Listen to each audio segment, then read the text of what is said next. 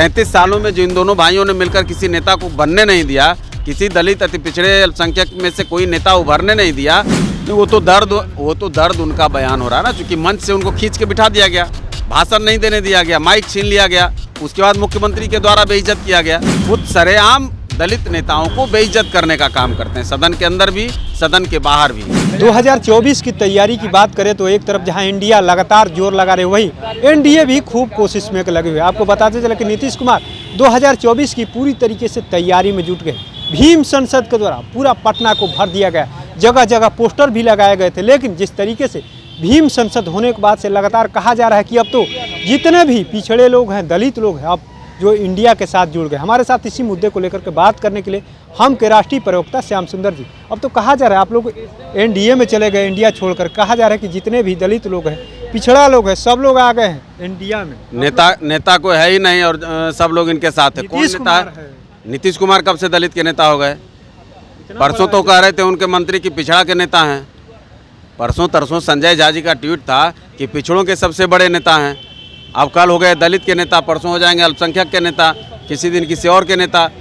तो ये बिहार के नेता तो है नहीं, सबके नेता हैं, दलित से लेकर पिछड़ा सबका जो नेता होता है वो जातीय सम्मेलन करता है। हमारी पार्टी है, हमारी पार्टी, हम दावे से कहते हैं, कभी कोई बता देगा कि जातीय सम्मेलन कराया हमने? कोई पार्टी, जो पार्टी जातीय सम्मेलन करा रही है वो सबका नेता कैसे हो जाएगा?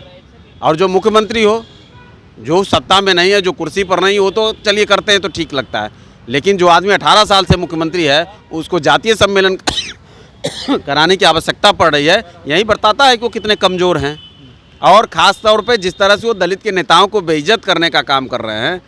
33 सालों में जो इन दोनों भाइयों ने मिलकर किसी नेता को बनने नहीं दिया, किसी दलित अति पिछड़े अल्पसंख्यक में से कोई नेता उभरने नहीं दिया, वो तो इनका पूरा खेल जनता नहीं जानती है क्या? आपको लगता है क्या कि आरजेडी की तरफ कहीं इशारा तो नहीं हो गया? क्योंकि लालू प्रसाद कहा जाता है, लालू प्रसाद गरीबों के मसीहा, तो कहीं नीतीश कुमार भी? अरे कौन गरीबों के मसीहा हैं?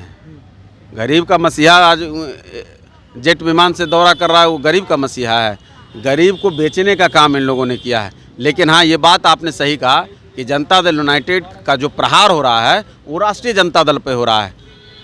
जनता दल यूनाइटेड के अंदर का जो गुटबाजी है, इंडी अलायंस के अंदर का जो गुटबाजी है, वही खेल अभी चल रहा है। एक दूसरे पर इशारतन प्रहार करना, कहीं पर निगाहें, कहीं पर निशाना।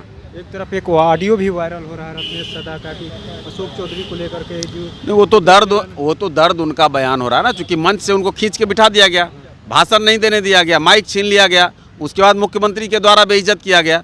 जिस तरह की भाषा मुख्यमंत्री जी ने वहाँ पर भी इस्तेमाल किया, और वो पता नहीं कहाँ से उनको क्या ये आत्ममुग्धता हो गया है। उनको लगता है कि वही पैदा हुए हैं मुख्यमंत्री, वही अंतिम तक रहेंगे मुख्यमंत्री, उनके आगे पीछे कोई राजनीति खड़ी नहीं होगी। वो सरेआम दलित नेताओं को बेइज्जत करने का काम करते हैं, सदन के अंदर भी, सदन के बाहर भी। तो ये चीज़ भी तो जनता देख रहा, वहाँ लाखों, आज उसी में से किसी कार्यकर्ता ने फ़ोन करके रत्नेश सदा जी को पूछा ना, और कहा, अपना दर्द बयां किया। तो ये तो लोग सब कुछ देखते हैं, जनता सब जानती है इनके अंदर का जो खेल है। मुख्यमंत्री जी, उप मुख्यमंत्री जी, इनके पार्टी के नेताओं का जो मनोभाव है, वो सब स्पष्ट रूप से अब सड़क पर दिखने लगा है और जनता भी सब समझने लगी है। 24 की तैयारी क्या है? कहा जा रहा है कि इंडिया के सामने आप लोग टिकिएगा नहीं, कहाँ सीट उट की बातें हो गई? नहीं, इंडिया कहाँ है, खंड खंड तो हो गया जिसकी बात वो कर रहे हैं। कहाँ सपा कहाँ चली गई? तो ममता बनर्जी का कुछ और राग है, आपका कुछ और राग है, नीतीश कुमार जी को कोई पूछ ही नहीं रहा है।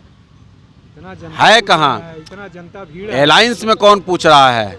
वो तो सरकारी तंत्र का इस्तेमाल कर रहे हैं। सरकार पूरी सरकार लगी हुई थी। भीड़ में कौन लोग थे? भीड़ में सरकारी कर्मी थे, जीविका के लोग, विकास मित्र, तो प्रेरक, तो कई तरह के संगठनों में काम करने वाले, उन लोगों को उठाकर लाया गया था। बाला फुसला करके, कुछ को प्रलोभन देकर, कुछ को डरा धमका करके, कुछ को कहा गया कि आपको परमानेंट किया जाएगा, कुछ को कहा गया वेतन बढ़वाया जाएगा। तो ये तो खेल तमाशा सब लोग समझ रहे हैं। मजबूत करने में लगे हुए नीतीश कुमार कि हम सबसे ऊपर है गठबंधन में। जब आदमी कमज़ोर हो जाता है पूरी तरह से, जब वो बेबसी में रहता है, तब इस तरह के कारनामे वो ज़्यादा करता है। नीतीश कुमार जी आज बेबस हो चुके हैं। वो अपनी बेबसी को कम करने का प्रयास करते हैं और वो दिखाने का प्रयास करते हैं सरकारी तंत्र का इस्तेमाल करके। अब वो चाहें जो कुछ कर ले, अब उनका कुछ होने वाला नहीं है।